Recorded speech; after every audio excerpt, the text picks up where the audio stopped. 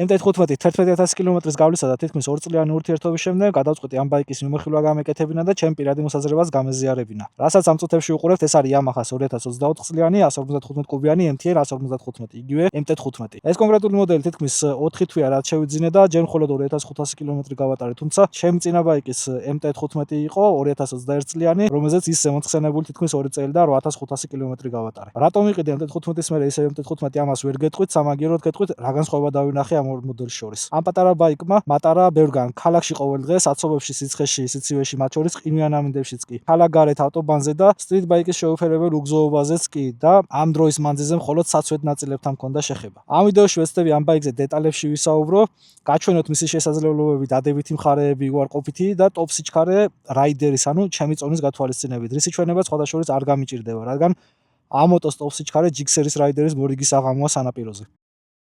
Yamaha-s ამ კონკრეტული სერიის დიზაინი რამდენადაც ჩემთვის არის ცნობილი, იაპონიაში იქნება წარმოება კი მალაიზიაში Yamaha-s ოფიციალურ ქარხანაში ხდება. MT-15-ები უფრო აზიურ ქვეყნებში გვხვდება, ევროპაში კი MTN 125-ები. ვინც გაიფიქრეთ, რომ მალაიზიაში იწარმოება, ესე იგი ფუ, ბანზია და ასე შემდეგ, გული უნდა დაგწყვიტოთ, რადგან დღესდღეობით პატარა თუ დიდკუბატურიან ბაიკებშიც კი ბევრი მწარმოებელი დიზაინის თავის თანქმნის, წარმოებით კიდე ინდოეთში, ჩინეთში, ტაილანდში, ინდონეზიაში და მსგავს ქვეყნებში აწარმოებს. კონკრეტულად რომელი მწარმოებლები შრობიან, ასე ვერ ჩამოვთვლი, თუმცა ვერც იმას ვიტყოდი, რომ ამ ფაქტმა ამ კონკრეტული მოდელის ხარისხზე რამე საგრძნობი გავლენა იქონია.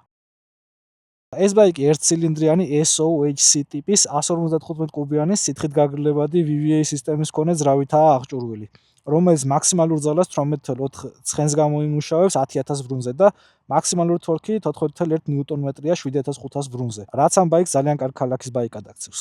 რაც შეეხება VVA სისტემას, ეს არის მაღალი ხარისხის სისტემა, რომელიც უზრუნველყოფს თქვენს მიერ დაბლებში აკრეფილი ძალის მაღლებში შენარჩუნებას. არსებობს ორი ცალი შემომტანი სარქველის კამერა, ერთი დაბალი და საშუალო ბრუნებისთვის, მეორე კი მაღლებისთვის. მაღალ ბრუნებში 7500 ბრუნდან ზემოთ მოიაზრება და სწორედ აქ აქტიურდება VVA სისტემაც, რაც როგორც ზემოთ აღნიშნულ უზრუნველყოფს, თუ სიჩქარემ არ დაიკლოს. ბაიკის სველი წონა 151 კილოგრამია, რაც ქალაქში მანევრირებისთვის ძალიან კომფორტულს ხდის ამ ბაიკს. ჯდომის წილი ეგრეთ წოდებული naked sport ბაიკის აქვს, ანუ ფეხის დასადები უკან გაწეული, კუდი და სკამი კი ცოტათი ამაღლებული. მოტოციკლი საკმაოდ მოკლეა და თუ მაღალი ხართ, ტარებისას ხელები და ყოფში შედარებით მოკეცილი გექნებათ. ბაიკის სტილიდან გამომდინარე, ბაიკში ჩამჯდარი ხართ ბუნებრივად მორგებული, რაც მოძრაობისას სტაბილურობის შეგრძნებას იძლევა. თავად სკამი გადაბმულია ეგრეთ წოდებული ბანანი. ზედაპირი ვიტყოდი, რომ საკმაოდ არაკომფორტულია და 1 საათის შემდგომ აუცილებლად მოგინდებათ ამ ბაიკიდან გადმოსვლა და ფეხის გაშლა. ჯდომის სიმაღლე 810 მმ-ია, რაც საკმაოდ მაღალია მით უმეტეს კუბატურის გათვალისწინებით, ხოლო მიწასა და მოტოს შორის თავისუფალი მანძილი 170 მმ-ია, რაც ასევე საკმაოდ მაღალია, თუმცა ამჯერად ეს ბაიკის დადებითია, თუ კი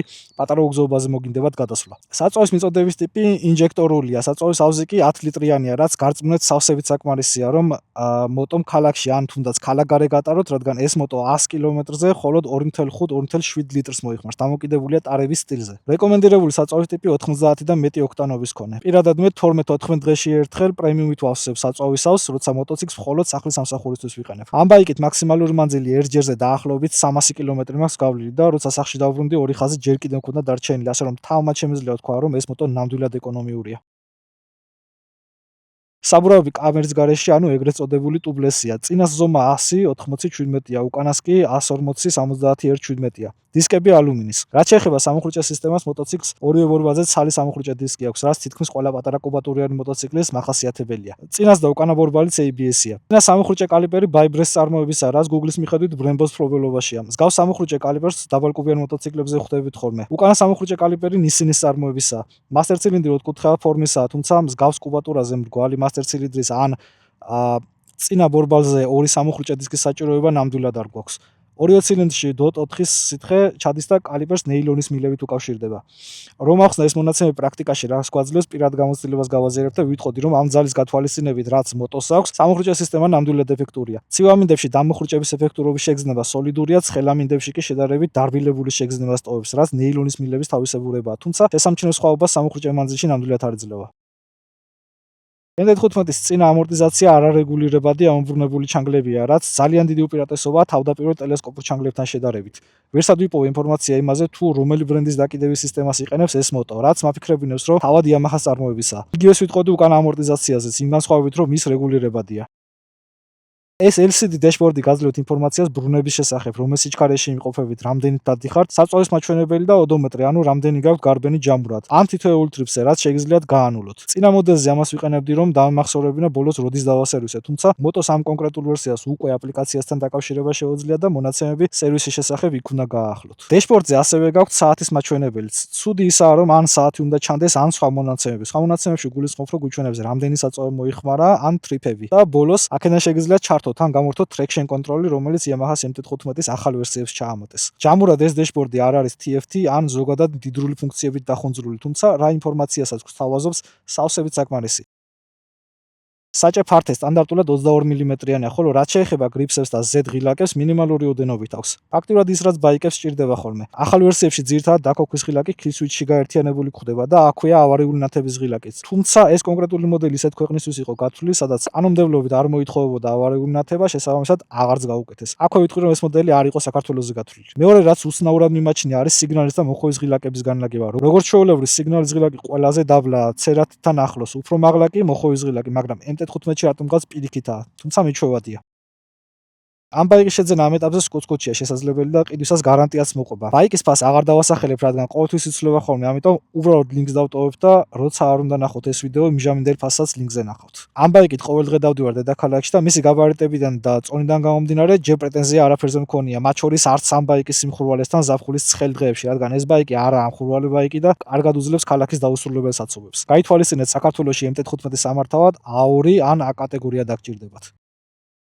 ძირთად რისი თქმაც მინდოდა ამ მოტოციკლზე სულ ესაა. დამატებით ინფორმაცია კი ამ ლინკზე შეგიძლიათ ნახოთ. ჩემი მოსაზრება ამ ბაიკზე, ვიტყოდი, რომ თუ სიმაღლე ხელს გიწყობთ, ეს ბაიკი ერთ-ერთი საუკეთესო სტარტერ ბაიკია, რადგან 155 კუბიანია, მაგრამ თავს ისე გაგრძნობინებთ, რომ თითქოს 180-200 კუბიანების ლიგაში ხართ. მეორე, ვიზუალი. თუ მსგავსი სტილი გიზიდავთ, ამ ბაიკის აგრესიული ვიზუალი შეუძლებელია შეუმჩნეველი დატოვოთ. ასევე პატარაა, თუმცა დიდ კუბიან ბაიკებს გავს. მესამე, VVA სისტემის წყალობით კონკურენტებზე ნამდვილად აქვს უპირატესობა, რადგან მაღლებში არ კვდება. მეოთხე, გამძლე ბაიკების სიაშია. მეხუთე, ფიცხია კუბატურის კვალობაზე. წვრილმანებზე აქვს ნაფიქრი და ნაწილები მისაღები ხარისხისაა, რასაც თავადაც შეატყობთ, როცა იყოლიებთ. M15-ის ამ ვერსიებზე ნეიტრალის პოვნა არ გაგიჭირდებათ. სმარტფონის აპლიკაციის მხარდაჭერა აქვს. მე-9 traction control-ი და მე-10 ბოლოს MT-ა. უპირატესობებთან ერთად უარყოფითებიც ვახსენოთ, თუმცა ჩემი აზრით მხოლოდ თითებზე ჩამოსათვლელი უარყოფითები აქვს. პირველი 810 მმ ჯდომის სიმაღლე საკმაოდ მაღალია იმის გათვალისწინებით, რომ ეს ბაიკი დამწყებზეა გათვლილი და უმეტესობას ხშირად სჭირდება ხოლმე ფეხის ჩამოდგმა.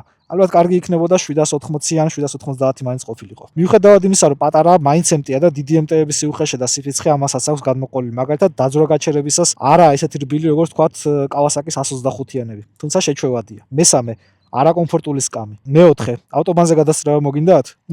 მოგიწევთ სხვა ტრანსპორტს უკან გაყვეთ. მეხუთე და ბოლოს, ჩვევია რომ თავი შეგაყვაროთ. პირველი, რასაც შეხედვის თანავეში ამჩნევთ, შეცვლილი და გაუმჯობესებული ამორტიზაციაა, ხოლო ტარების მერე მივხვდებით, რომ ამორტიზაციას შორის ძალიან დიდი განსხვავებაა. ეს ამობრუნებული ჩანგლები და უკან ამორტიზაცია უფრო მყარი, არ გაგრძნობინეთ პატარა იამებს და რაც თავარია, მოხოვისას გაცილებით ფიქსირებულია და მეტ სტაბილურობას იძლევა. სამწუხაროდ იგივეს ვერ ვიტყოდი ამ ტელესკოპურ ჩანგლებზე, რაც უფრო მყიფე იყო, ჩემამდე უფრო მოქონდა მიღებული ენერგია, იქნებოდა ეს დაბრკოლებაზე გადასვლა თუ Yamaha-ში ჩავარდნა და მოხოვისას სირბილის გამო უფრო მეტი რყევა ჰქონდა, ასევე არ აფიქსირებდა წრეს. არ ვამბობ, რომ ეს ამორტიზაცია ქალაქში თუ ქალაქგარე რამე პრობლემა შეგიქმნით, მაგრამ ვამბობ, რომ ეს ახლები გაცილებით უკეთესია. 2024 წლის ვერსიას ძრავი ცოტათი გაუმჯობესებული აქვს და ეს ეტყობა კიდეც სიმძლავრეზე. მესამე, ნეიტრალის პოვნა ახალ ვერსიებზე პრობლემა აღარაა. სამოხრიჭე სისტემა ახლებზე უფრო სოლიდურია. ეგრეთ წოდებული მაიატნიკი, მომიტევეთ, არ ვიცი ქართულად რა ქვია, თუ თქვენ ისეთ გთხოვთ კომენტარებში დაწერეთ. 2021 წლის ვერსიას სწორი აქვს, ოდნავ დახრილი აქვს, რაც უფრო ძველებურია, ახლებს კი ოდნავ დახოვური. საბოლოო ჯამში პადოქზე მოტოს შეყენება 2021 წლის ვერსიისთვის უფრო მოსახერხებელი იყო, მაგრამ თუ ცეპრის გაჭიმვა დაგჭირდება და შემდგომ შესაბამისად უკანა ბორბლის ბალანსირება, ახლებზე ეს გაცილებით იოლია და რაც თავარია დიზაინი ისეა შექმნილი, რომ თავისით ვერანაირად ვერ მოიშვებს. traction control-ი და სმარტფონის აპლიკაციასთან დაკავშირება, რაც მხოლოდ ახალ ვერსიებში გვხვდება. მე-7 ორივე ბაიკი დამიშლია და უნდა აღვნიშნო, რომ ახალ ვერსიებს უკეთესი ხარისხის პლასმასები აქვთ, მაგრამ სამწუხაროდ შედარებით ნაკლები თავისუფალი ადგილი, რაც საკმაოდ პრობლემურია თუ GPS-ის ჩამალვას ბაიკის პლასმასებში გადაწყვეტთ. ფერთა არჩევანი, მე პირადად ახლების ფერთა არჩევანი უფრო მომწონს.